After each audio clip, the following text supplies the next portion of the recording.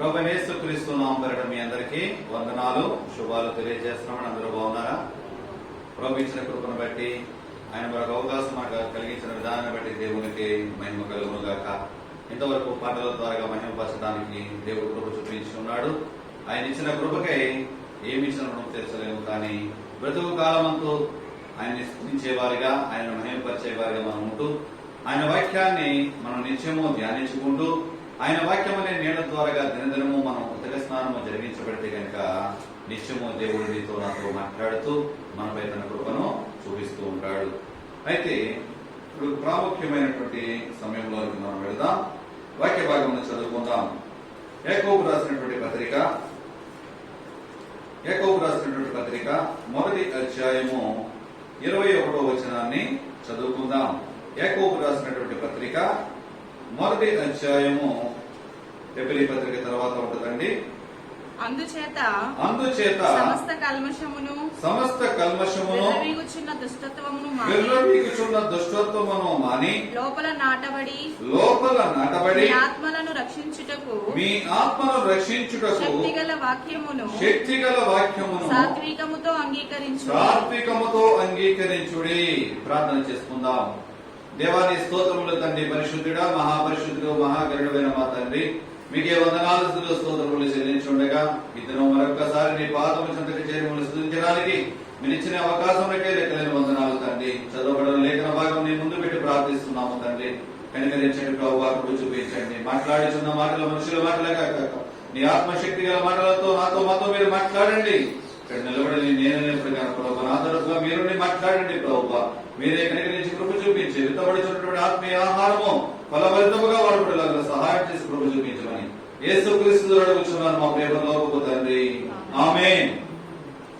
చదువుకున్న లేఖన భాగం మనం చూస్తున్నట్లయితే కనుక యాకోబు భక్తుడు రాస్తూ 1వ అధ్యాయం 20వ వచనంలో, అందుచేత సమస్త కల్మషమును విర్రవీగుచున్న దుష్టత్వమును మాని లోపల నాటబడి మీ ఆత్మను రక్షించుటకు శక్తిగల వాక్యమును సాత్వికముతో అంగీకరించుము. రోజంశ భాగముగా నాటబడినటువంటి వాక్యం మన జీవితాలలో వాక్యము నాటబడాలంటే, నా జీవితంలో వాక్యము ఫలభరితముగా ఉండాలి అంటే, నేను ఒక ఫలభరితమైన జీవితము జీవించాలి అంటే గనక మొదటిలో మనలో ఉన్నటువంటి ఏమి తీసి పారవేయాలంట? సమస్త కల్మషమును. ఏంటంటే మొదట సమస్త కల్మషమును విర్రవీగుచున్న దుష్టత్వము, ఇవి తీసివేసినప్పుడు మాత్రమే మనకి కొద్దిగా ఏమవుతుందంటండి, మన జీవితాలలో వాక్యము నాటబడుతుంది. మన జీవితాలలో వాక్యము ఫలభరితముగా మన జీవించడానికి సహాయపడుతూ ఉంటది. ఎప్పుడైతే మన జీవితంలో దుష్టత్వము వీడిపోతుందో, ఎప్పుడైతే మన జీవితంలో కల్మషం అనేది మన జీవితంలోంచి తీసి పరవేస్తామో, అప్పుడు మాత్రమే దేవుడు మనలోనికి రావడానికి ఇష్టపడతాడు. ఎందుకంటే మనం ఎక్కడికైనా ఊరు వెళ్ళాలి అనుకుంటే గనక, ఏదైనా ఒక ప్రయాణము చేయాలి అంటే గనక మనం ఏం చేస్తాం? ముందుగా దానికి ప్లాన్లు వేసుకుంటాం. మన ఊరు ఎలా వెళ్ళాలి, ఏ విధముగా మనం వెళ్ళాలి అని మనము ప్లాన్లు వేసుకుంటాం. బస్సు ద్వారా వెళదామా, ట్రైన్ ద్వారా వెళదామా, లేదంటే ఫ్లైట్ ద్వారా వెళదామా అని ముందుగా మనం ఏం చూసుకుంటాం? టికెట్లు ఉన్నాయా లేదా మనం కూర్చోవడానికి. అంటే మనం వెళ్ళాలి అంటే గనక ఆ వెళ్ళుచున్నటువంటి వాహనంలో ఏముండాలి? ముందు ఖాళీ ఉండాలి. అంటే అది ఖాళీ ఉన్నప్పుడు మాత్రమే మనం అందులోనికి నడవగలుగుతాం. మన ఖాళీగా ఉన్నప్పుడు మాత్రమే మనము అందులో ప్రయాణించడానికి అవకాశం ఉంటది. అలాగే మానవ జీవితంలో కూడా, మన విశ్వాస జీవితంలో నేను స్థిరపరచబడాలి, నేను నిలబడాలి అనుకుంటే కనుక మన జీవితాల్లో కూడా ఏముండాలి? ఖాళీ చేయాలి. ఏం ఖాళీ చేయాలి అంటే మన జీవితాన్నే ఖాళీ చేయాలా? మన హృదయ ఆలోచనల్లోనూ, మన హృదయ తలంపులలోనూ సమస్తమును కూడా ఖాళీపరచబడే వారిగా, మనలో ఉన్నటువంటి సమస్త కల్మషములను కూడా, సమస్త దుష్టత్వమును కూడా మనము ఖాళీ చేయాలి. మానవ జీవితంలో ఎప్పుడైతే దుష్టత్వము పెట్టేకపోతున్నదో, ఎప్పుడైతే మానవ జీవితంలో మోసకరమైన పనులు, అన్యాయకరమైన పనులు ఎప్పుడైతే విపరీతముగా పెరిగిపోతూ ఉంటాయో, ఆ జీవితంలోనికి దేవుని వాక్యము ప్రవేశించడానికి అవకాశం ఉండదు. దేవుని వాక్యము మన జీవితంలో ప్రవేశించాలి అంటే కనుక మన జీవితంలో ఉన్నటువంటి అవినీతిమయమైనటువంటి పనులు, దుష్టత్వముతో కూడినటువంటి పనులు మనము మొదటిగా తీసి పారవేయాలి. కొలసీలు రాసినటువంటి పత్రిక 3వ అధ్యాయము 8వ వచనాన్ని ఒకసారి మనం చూసుకున్నట్లయితే, కొలసీలు రాసినటువంటి పత్రిక 3వ అధ్యాయము 8వ వచనాన్ని చదువుకుందాం. ఇప్పుడైతే మీరు కోపము, ఆగ్రహము, దుష్టత్వము, దూషణ, మీ నోట బూతులు వాటన్నిటిని విసర్జించుడి. హల్లెలూయా. ఏం విసర్జించాలంటే, మొదటగా ఇప్పుడు మనం ఏం చేయాలంటే మనలో ఉన్నటువంటి కోపమును తీసివేయాలి, ఆగ్రహమును తుడిచివేయాలి. దుష్టత్వము, దుష్టుడు చేసే పనులు అంటే ఏంటంటే అంతా చెడగొట్టడమే పని. ఆ దుష్టత్వముతో కూడిన పనులు, దూషణకరమైనటువంటి మాటలు. ఒకరు చూడండి, ఎదరవారిని చూస్తే చాలు వారిని ఏ విధముగా దూషిస్తామా అని చూస్తూ ఉంటారు.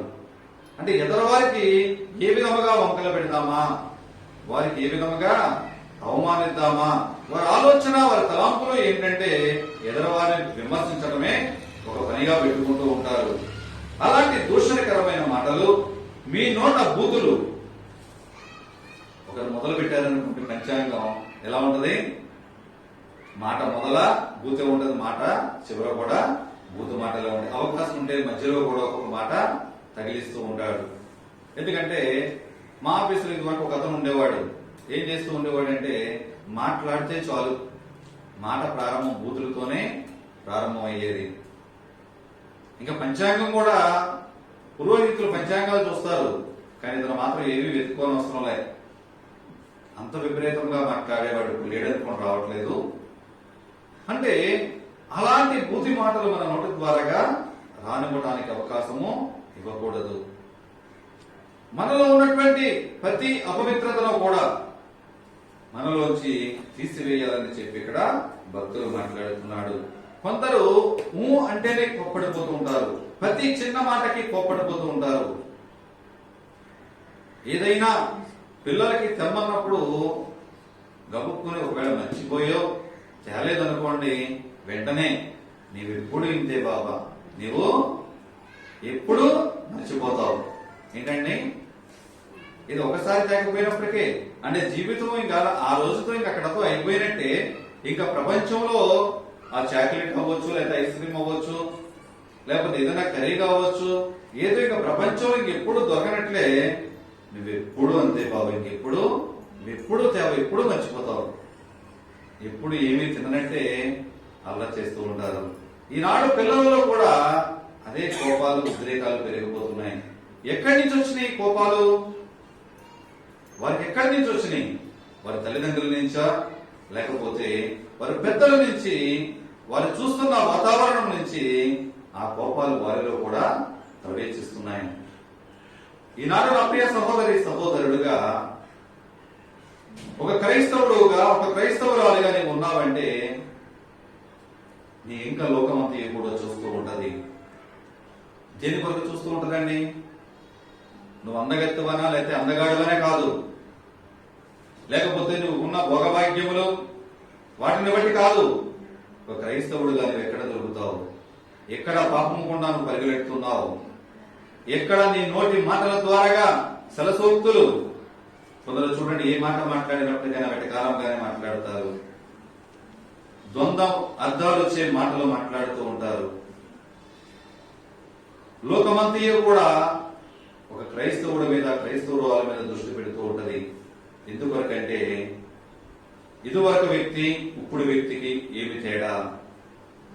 ఇదివరకు నువ్వు బుద్ధి మాటలు మాట్లాడేదాను ఒకవేళ, ఇప్పుడు కనుక నీ జీవితంలో మార్పు వచ్చి ఉంటే కనుక నీలో ఒక ప్రత్యేకమైన గుర్తింపు వాళ్ళు గుర్తిస్తారు. నీలో ఉన్న మార్పును గుర్తించకపోవచ్చు. కానీ నీలో ఉన్న మార్పు ఎవరు గుర్తిస్తారు?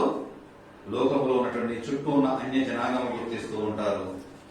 నువ్వు ఇప్పుడు మామూలుగా ఇదివరకు ఉన్నప్పుడే మార్పు చెందనప్పుడు, మారు మనసు పొందినప్పుడు ఏ విధముగా అయితే లోకమనే శరీరేచ్ఛలను బట్టి, లోకమనే భూతు మాటలను బట్టి, దుష్ట దోషణలను బట్టి, పోకిరి శ్రేష్టలను బట్టి ఏ విధముగా తిరిగేవాడవో, ఏ విధముగా తిరిగేదానివో, నువ్వు దేవుని నమ్ముకున్న తర్వాత విశ్వాస జీవితంలో నువ్వు బలపడుతున్నానని నువ్వు మోసపోతూ, నిన్ను నువ్వు మోసపుచ్చుకుంటూ అనేక మందిని మోసపెడదామని చెప్పి నువ్వు అనుకున్నప్పటికైనా సరే నీ ప్రవర్తనను బట్టి, నీ క్రియలను బట్టి నీ కంటితో, నీ ఏలుతో నీ కంటిని నీవే పొడుచుకుంటున్నావు. ఎందుకంటే నీ ప్రవర్తనలో మార్పు రాలేదు, నీ నడవడికలో, నీ మాట తీరులో మార్పు లేదు, నీ దూషణకరమైన మాటలలో, నీ దుష్టత్వము, ఎదరవాడు పచ్చగా ఉంటే వార్చలేని నీ స్థితి, మార్పు రాలేదు. నువ్వు ఎలా జీవించగలదు దేవునితో? దేవునితో నువ్వు ఎలా పొసగగలదు? దేవునికి నీకు సాంగత్యము ఎక్కడ నీలో నివాసము చేయగలుగుతాడు దేవుడు? మన జీవితంలో ఎప్పుడైనప్పటికైనా దుష్టత్వము నుంచి మనం విడుదల పొందకపోతే గనక, కోపము నుండి, ఆగ్రహము నుండి, దూషణకరమైన మాటల నుండి విడుదల పొందకపోతే గనక ఎప్పటికీ కూడా దేవుడు నీతో సహవాసము చేయడు. ఎప్పటికీ కూడా నేను క్రైస్తవుడిని, నేను క్రైస్తవురాలని, నేను గడిచిన 50 సంవత్సరాలుగా మా పూర్వీకుల నుండి కూడా మేము ఏంటండి దేవుని ఎరిగి ఉన్నటువంటి బిడ్డలం. కానీ నోటి వాక్శక్తి మాత్రం ఇంకా మారలేదు. ఏం మారలేదండి? నోటి వాక్శక్తి ఇంకా మారలేదు. కొందరు మత్తు పానీయాలు మానరు, సిగరెట్లు, చుట్లో బీడీలు తాగడం మానరు. ఎప్పటి నుంచి ఉన్నారు వీళ్ళు? మా పూర్వీకుల నుంచి కూడానండి, మా అమ్మమ్మ వాళ్ళ అమ్మగారి నుంచి, మా అమ్మగారి నుంచి, మా దగ్గర నుంచి మా పిల్లల వరకు మేమంతా కూడా వంశ పారంపర్యంగా ఎక్కడున్నాం? క్రైస్తవులుగానే ఉన్నామండి. ఎక్కడ నీలో అనుమాలు, నీలో దుర్గం ఎక్కడ స్థాపించుకున్నావు? నీవు సరసోక్తులు మాట్లాడటంలో దుర్గంను స్థాపించుకున్నావా? ఏమి స్థాపించుకున్నావు? దేవుడు నీతో సహవాసం చేయడానికి ఇష్టపడదామని చెప్పి ఆయన నేను ఎన్నుకున్నాడు. అయితే వద్దు ప్రభువా, ఇంకా నాకు లోకములో బోల్డు పనులు ఉన్నాయి. ఏం పెట్టుకుంటామండి? బోల్డు పనులు ఉన్నాయి. మందిరంలోకి మనం వస్తాం, మన ఆలోచనలు ఎక్కడ ఉంటాయి? బయట తిరుగుతూ ఉంటాయి, బయట తిరుగుతూ ఉంటాయి. ఇంటి దగ్గర మిరపకాయలు ఎండబెట్టాను, వర్షం వస్తుందేమో, పొయ్యి మీద పాలు పెట్టాను, పిల్లి తాగేస్తుందేమో, అయ్యో కొట్టు తాళం వేసి వచ్చాను, ఎవరన్నా వస్తారేమో, బేరం పోతుంది. ఏంటండి మన ఆలోచనలన్నీ విధముగా ఉంటాయి. ఎప్పుడైతే దేవుని మందిరములో నువ్వు అడుగు పెట్టినావో, మళ్ళీ బయటకు అడుగు పెట్టేంత వరకు కూడా ఏది ఏమైనప్పటికైనా మనం ఎవరితో ఉండాలి? దేవునితోనే సహవాసం చేయాలి. అత్యవసర పరిస్థితి అయితే తప్ప, ప్రాణం మీదకు వస్తే తప్ప మనం దేవుని నుంచి బయటికి వెళ్లే వారిగా మనము ఉండకూడదు. ఒక మందిర విషయంలోనే కాదు, నీ కుటుంబ విషయంలో అయినప్పటికైనా, నీ వ్యక్తిగత జీవితంలో అయినప్పటికైనా, ఏ విషయంలో అయినప్పటికైనా సరే ఎలా జీవించాలి అంటే కనుక మనము దేవునికి అనుకూలముగా జీవించే వారిగా మనం ఉండాలి. దేవునికి అనుకూలముగా నీవు జీవించాలి అంటే కనుక మనలో ఉన్నటువంటి ఏం తీసివేయాలి? దుష్ట లక్షణాలు మనలోంచి తీసివేయాలి. మనలో ఉన్నటువంటి అపవిత్రతను మనలోంచి తీసివేయాలి. మనలో అనేక అపవిత్ర కార్యాలు ఈనాడు జనులకి ఫ్యాషన్ అయిపోయింది. దేవుని మందిరానికి వచ్చేటప్పుడు ఏం పెట్టుకున్నారు? బైబిల్ తీసుకున్నారు. ఏం తీసుకొస్తారండి? సెల్ ఫోన్లు. ఈ రోజు భోజనం లేకపోయినా బతుకుతారు, కానీ సెల్ ఫోన్లు లేకపోతే మాత్రం జనులు బతికే స్థితి లేదు. ఇప్పుడుగా ఉన్నట్టుగా ఉండి ఏ గవర్నమెంట్ అయినా కనుక ఈ ఆన్లైన్ సర్వీస్ అంతా బంద్ చేస్తే సగం మంది పైగా మెంటల్ టెన్షన్ తో చచ్చిపోతారండి. దేని చచ్చిపోతారు? మెంటల్ టెన్షన్ తో చచ్చిపోతారు. ఎందుకు ఈ ఆన్లైన్ కి అలవాటు పడి లోకంలో ఉన్నటువంటి దృశ్యాలని చూస్తూ టెలికాన్ఫరెన్స్ లేక జనులందరూ కూడా సగం మంది మానసికమైన స్థితి కోల్పోయి చనిపోతూ ఉంటారు. నువ్వు బయట ప్రపంచంలోకి వెళ్ళినప్పుడు సెల్లే, ఆఫీసులోకి వచ్చినప్పుడు కూడా సెల్ ఫోన్లే మాట్లాడుతూ ఉంటారు. కృపగల దేవుణ్ణి ఆరాధించినప్పుడు అదే పని,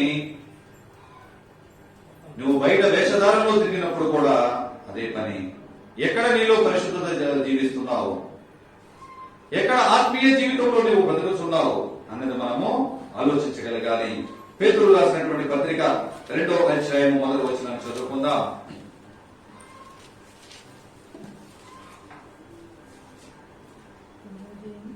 పేతురు రాసినటువంటి మొదటి పత్రిక 2వ అధ్యాయము 1వ వచనము. ప్రభు దయాళుడని మీరు రుచి చూచి ఉన్న ఎడల మ్మ్. సమస్తమైన దుష్టత్వమును మ్మ్. సమస్తమైన కపటమును వేషధారణను అసూయను సమస్త దోషణ మాటలను మాని మ్మ్. క్రొత్తగా జన్మించిన శిశువులను పోలిన వారై నిర్మలమైన వాక్యమును పాల వలన రక్షణ విషయములో ఎదుగు నిమిత్తము ఆ పాలను అపేక్షించుడి. హల్లెలూయా, హల్లెలూయా.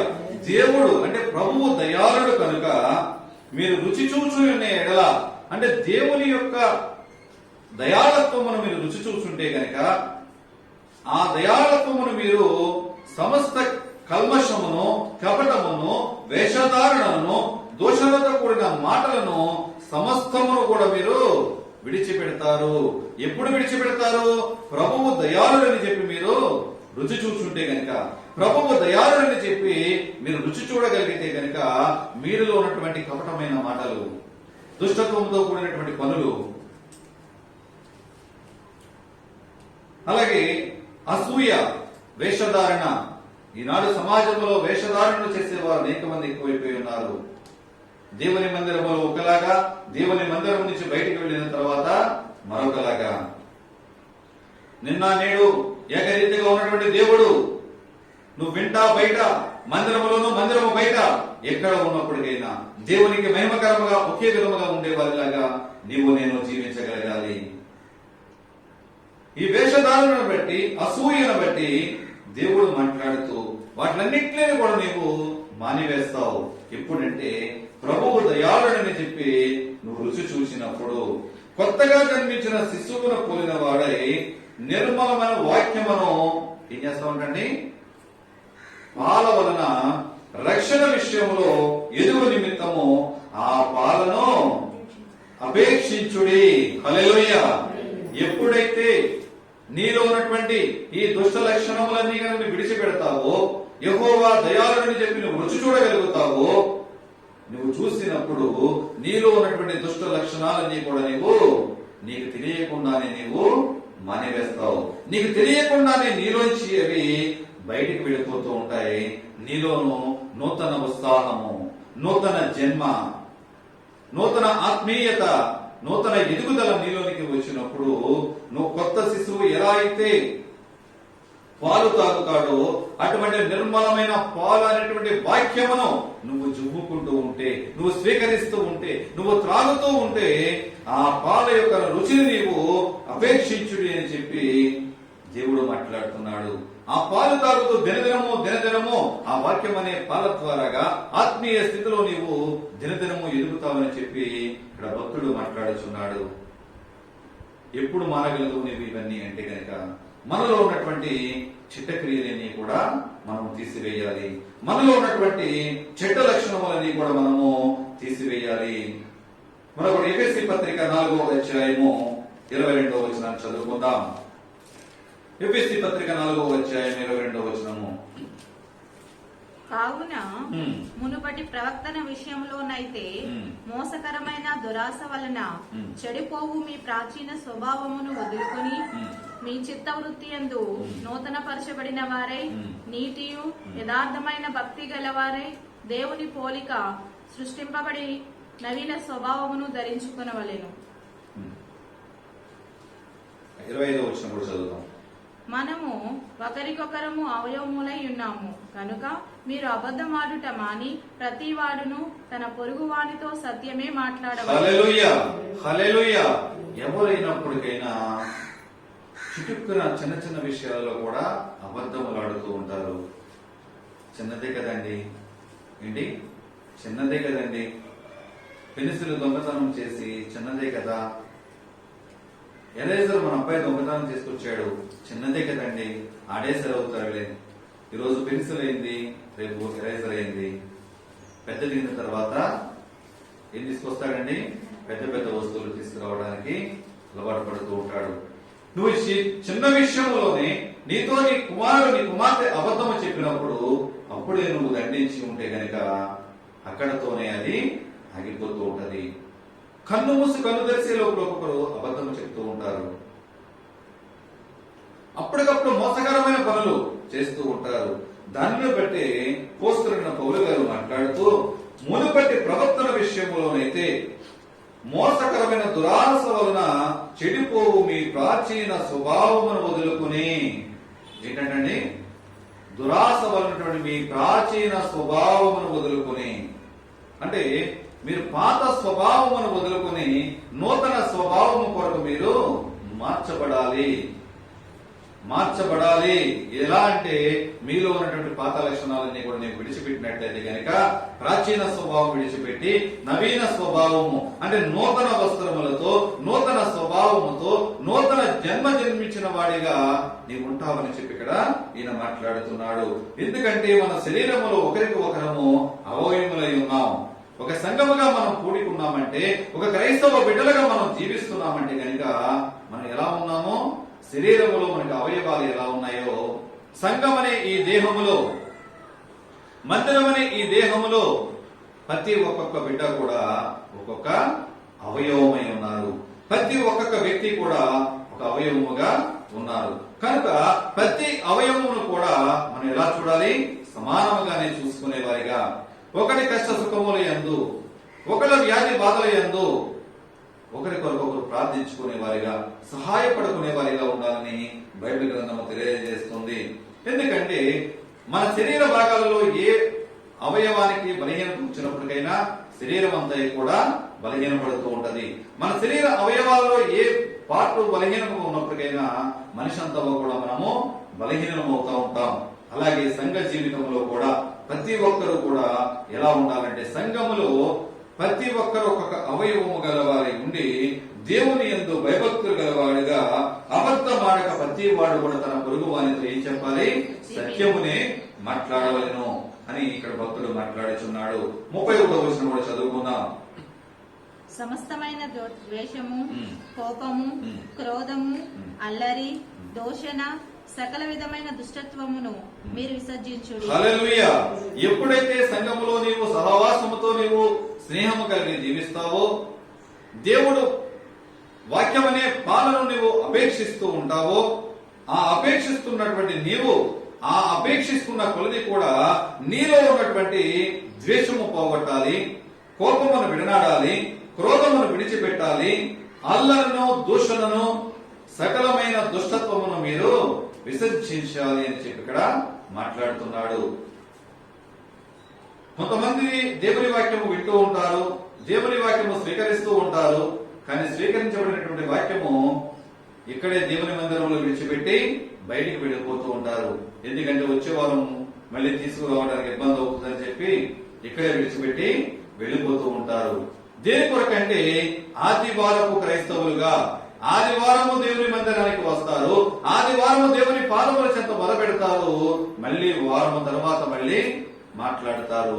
లేదంటే గనక ఎప్పుడో మధ్యలో వారికి గుర్తొచ్చినప్పుడు వారు దేవునితో మాట్లాడటానికి వెళుతూ ఉంటారు. అంతవరకు శిలలో జీవించినట్లుగా మూడు వారిపోయిన జీవితములలో ఎండిపోయిన ఎముకల వంటి జీవితాల వల్లే జీవిస్తారే తప్ప దేవుని ఆరాధించడానికి వారు రాలేదు. వాక్యము నీలో నాటబడాలి అంటే గనుక, వాక్యము నీలో ఫలభరితముగా వృద్ధి చెందాలి అంటే గనుక ఏమి చెయ్యాలి అంటే మనలో ఉన్నటువంటి ఈ దుష్ట లక్షణాలన్నీ కూడా తీసివేయాలి. ఒక పొలం పంట మనం వేయాలి అంటే గనుక ఏం చేస్తారంటే మొదటిగా వ్యవసాయదారులు ఆ పొలంలో ఉన్నటువంటి ముందు ముళ్ళ చెట్లను తీసివేస్తారు. అంటే తుప్పలను తొలగిస్తారు. తొలగించిన తర్వాత అందులో ఉన్నటువంటి ఆ బీడు భూమిని ఏం చేస్తారు? దున్నుతారు. అందులో ఉన్నటువంటి సమస్త తుక్కును తీసి బయట పారవేస్తారు. పారవేసిన తర్వాత ఆ దుక్కంతయ్య కూడా సదును చేస్తారు. సదును చేసిన తర్వాత ఆ దుక్కుకు ఏం పెడతారు? నీళ్లు తడి పెడతారు. తడి పెట్టిన తర్వాత దుక్కులో ఏమేస్తారు? విత్తనం వేస్తారు. ఎప్పుడైతే సదును చేయబడినటువంటి దుక్కులో విత్తనము పడిందో ఆ దుక్కు ఏమవుతుందండి? ఆ విత్తనము మొలుస్తుంది, ఫలభరితముగా మనకు పంటనివ్వగలుగుతుంది. అంతేగాని ముళ్ళ పొదలు గచ్చ పొదలతో ఉన్నటువంటి బీడు భూమిలో పెట్టి వెళ్ళి ఆ విత్తనాలు వేసామనుకోండి, లెగుస్తాయా? ఎప్పుడుకో దానికి ఏదన్నా మన్ను తగిలితే కొద్దిగా లెగొచ్చు, కానీ లెగిసినప్పటికైనా పంట పండడానికి పనికి రాదు. ఎందుకంటే దాని చుట్టూ ఉన్నటువంటి పిచ్చ మొక్కలు, లేకపోతే కలుపు మొక్కలు, లేకపోతే ముళ్ళ తుప్పలు దానిని అణిచివేస్తూ ఉంటాయి. నీలో ఉన్నటువంటి శరీరాశ, నేత్రాశ, జీవపడమము, నీ నోటి ద్వారా వస్తున్నటువంటి బూతి మాటలు, నీలో ఉన్నటువంటి దుష్ట లక్షణాలు, దూషణ గుణాలు, సలసోక్తులు, ద్వంద్వ వైఖరితో కూడిన మాటలు అన్ని కూడా అడ్డు వచ్చేస్తూ ఉంటాయి.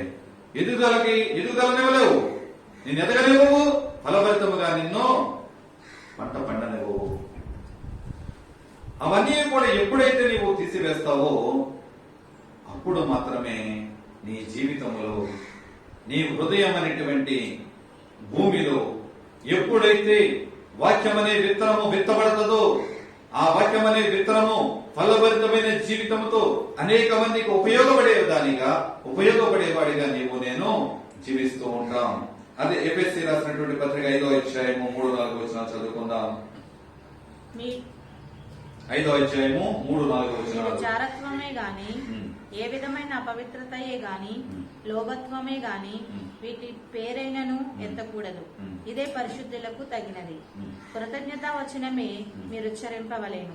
కానీ మీరు బూతులైనను, పోకిరి మాటలైనను, సరసూక్తులైనను ఉచ్చరింపకూడదు. ఇవి మీకు తగవు. హల్లెలూయా. అంటే మీరు జారత్వముతో మీరు కలిసి జారత్వము చేయకూడదు.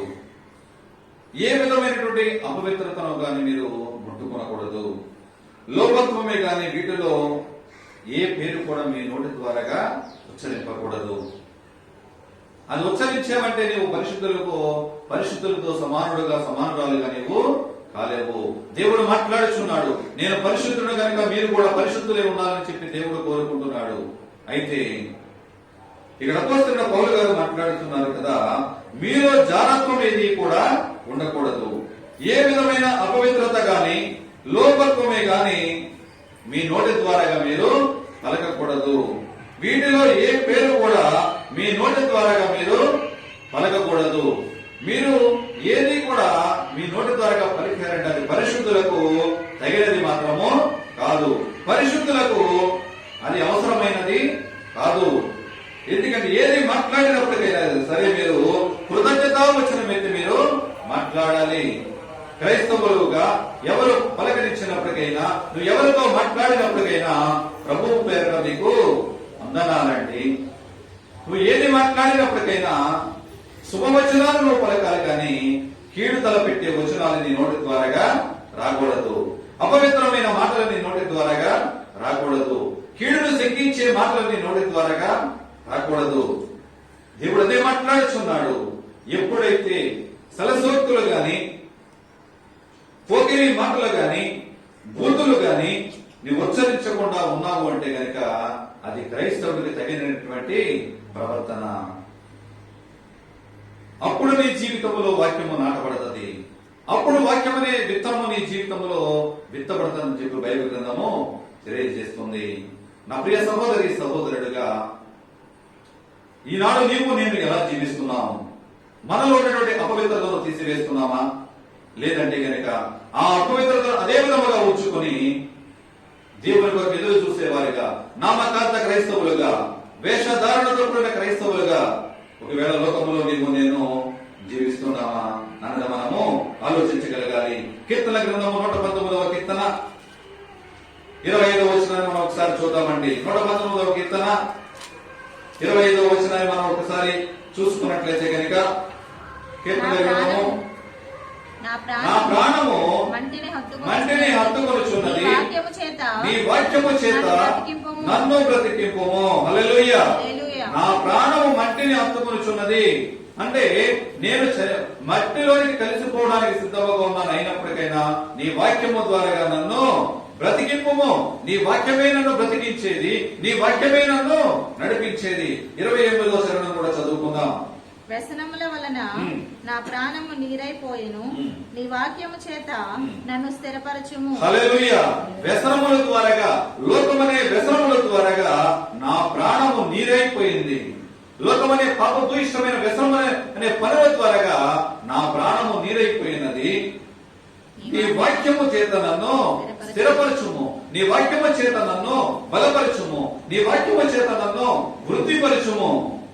దేని కొరకంటే నేను లోకమనే వ్యసనములు కొట్టుమిట్టులాడుచున్నాను, లోకమనే పాప బంధకాలలో నేను బంధింపబడి ఉన్నాను, లోకమనే చెడు మాటల చేత, చెడు మాటలలో ఆ ప్రవాహంలో నేను కొట్టుకుపోతున్నాను. కనుక నువ్వు కృపగల దేవుడు కనుక నీ వాక్యం అనే పాల ద్వారా నేను అపేక్షించబడిలాగునా నీ వాక్యము ద్వారా నన్ను లేవనెత్తు, నన్ను బలపరచు అని చెప్పి మాట్లాడుచున్నాడు. నా ప్రియ సహోదరి సహోదరుడుగా, ఈనాడు నీ నా జీవితం ఏ విధంగా ఉన్నది? దేవుని వాక్యము వింటున్నాము, కానీ మనలో అవి నిలబడలేకపోతున్నాయి. దేవుని వాక్యము వినాలని ఆసక్తి కలిగి వస్తున్నాం, కానీ ఆ వాక్యము వింటున్నాము కానీ విడిచిపెడుతున్నాం.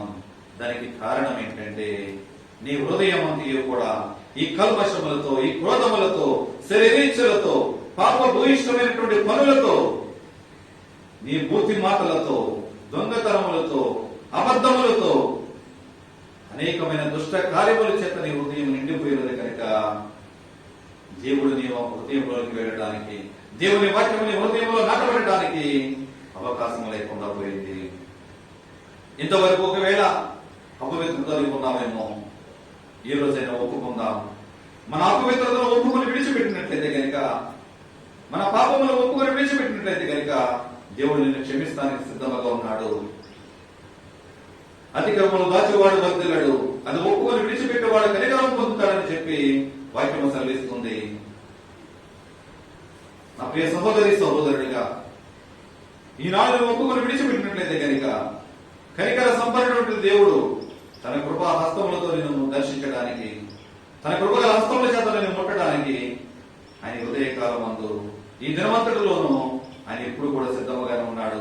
ఉదయం, మధ్యాహ్న, సాయంకాలం, రాత్రి కాలంలో ఎప్పుడైనప్పటికైనా, నిన్న నేడు ఎప్పుడు ఏకరీతిగా ఉన్నటువంటి దేవుడు, నువ్వు పిలవగానే నేనున్నా నీతో అంటూ పలికే దేవుడు ఎప్పుడు కూడా నిన్ను దర్శిస్తూ ఉంటాడు.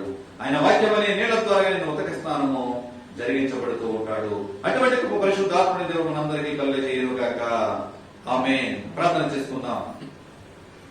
దేవాని స్తోత్రములు తండ్రి, పరిశుద్ధుడా, మహాపరిశుద్ధుడు, మహాగరుడు అయిన మా తండ్రి, మీకే వందనాలు స్తోత్రములు చెల్లించుండగా, అయ్యా ఇంతవరకు తండ్రి ప్రభువా మీరే నాతో మాతో మీరు మాట్లాడి తండ్రి ప్రభువా మాలో ఉన్నటువంటి సమస్తమైన కల్మషములను, దుష్టత్వములను విడిచిపెట్టి తండ్రి ప్రభువా అయ్యా మాలో నాటబడినటువంటి వాక్యమును ఏ విధముగా అయితే మేము అయ్యా శాంతికరమైనటువంటి విధముగా సాత్విక మన మనసుతో మేము ఒప్పుకోవాలో నాతో మాతో మీరు మాట్లాడిన విధానాన్ని బట్టి మీకే స్తోత్రములు ప్రభువా. అయ్యా మీరు మాట్లాడిన విధానంలో ఎక్కడ కూడా మాలో లోపములు ఉంటే తండ్రి అయ్యా ప్రతి విధమైన లోపమును ఈ మధ్యాహ్న కాలంలో ఒప్పుకొని విడిచిపెడుతున్నాము తండ్రి ప్రభువా. దావీదు కుమారుడా, మరి ఎప్పుడు కూడా మా చెంతకు సమీపించకుండా అయ్యా నీ ఎంతో పరిశుద్ధులుగా పవిత్రులుగా జీవించే బిడ్డలుగా నన్ను మమ్మల్ని వాడుకొని కృప చూపించమని అడుగుచున్నాము. దావీదు కుమారుడా, ఈ మధ్యాహ్న కాలంలో నన్ను మమ్మల్ని ఒక్కసారి మీరు దర్శించమని అడుగుచున్నాము తండ్రి ప్రభువా. విత్తబడినటువంటి ఆత్మీయ ఆహారము ఏది కూడా వృధాగా పోకుండా ప్రభువా ప్రతి ఒక్క బిడ్డలు కూడా ప్రభువా వాక్యాన్ని గ్రహించి వాక్యమును అయ్యా భుజిస్తూ నిరంతరము నెమరవేసుకుంటూ ఆ వాక్యమును ధ్యానిస్తూ నీ కొరకు నీ సొత్తైన ప్రజలుగా ప్రత్యేకముగా వాడబడే బిడ్డలుగా నీ బిడ్డలందరూ నిలబెట్టుకుని సహాయం చేసి నాతో మాతో మీరు మాట్లాడి నామానికి మహిమ తెచ్చుకోమని, నీ నామ మహిమ మాత్రం మనందరూ నిలబెట్టి బలపరచమని యేసుక్రీస్తు అడుగుచున్నాను మా ప్రియపరలోకపు తండ్రి. ఆమేన్, ఆమేన్, ఆమేన్. అందరికీ వందనాలండి.